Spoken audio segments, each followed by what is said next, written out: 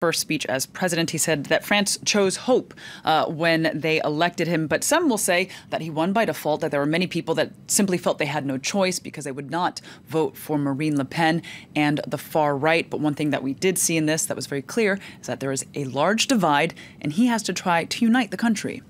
Yes, and I mean the mood is clearly very polarized, as we saw from the campaign, but also in terms of the first big sort of signature policy that he wants to push through, which is to reform the French labour market. So many previous presidents have tried to do this, that those moves have always created huge polarization in society, and basically previous moves now for more than, for the last 20 years to reform that labour market have basically stopped in the face of protests, strikes, and so on. But Macron is adamant that he's going to try to push this through, that he's going to try to succeed where so many of his predecessors have failed. And I think there's a sense that if he didn't manage to do that, then his would be a lame duck presidency, to the point that he's even willing to use government decree and bypass parliamentary debate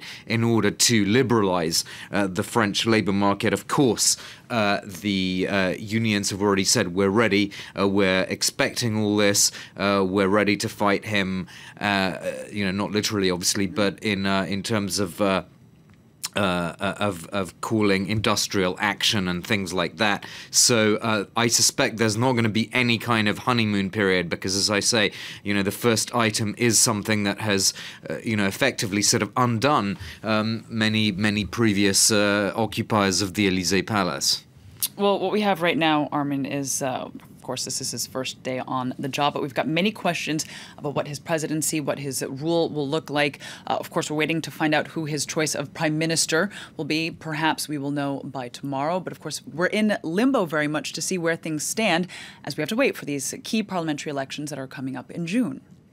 Yeah, I suppose we can also go back to this polarization you mentioned in your introduction. We should remind everyone that nearly half of French voters voted for the extremes in the first round. Almost 50% of registered voters went for either the far left or the far right. That means that this anti-globalization sentiment is strong in France, as well as anti-establishment sentiment. We'll have to see how that plays out in the parliamentary elections, because of course both the far right and the far left are mounting their own challenge in these legislative elections. They're hoping to capitalize on what their candidates achieved, just as Macron's En Marche movement is trying to capitalize on his success in the presidential election. But of course, En Marche doesn't have any MPs at the moment, so it's got to do something really huge, like he did himself, to make himself, president just a year after the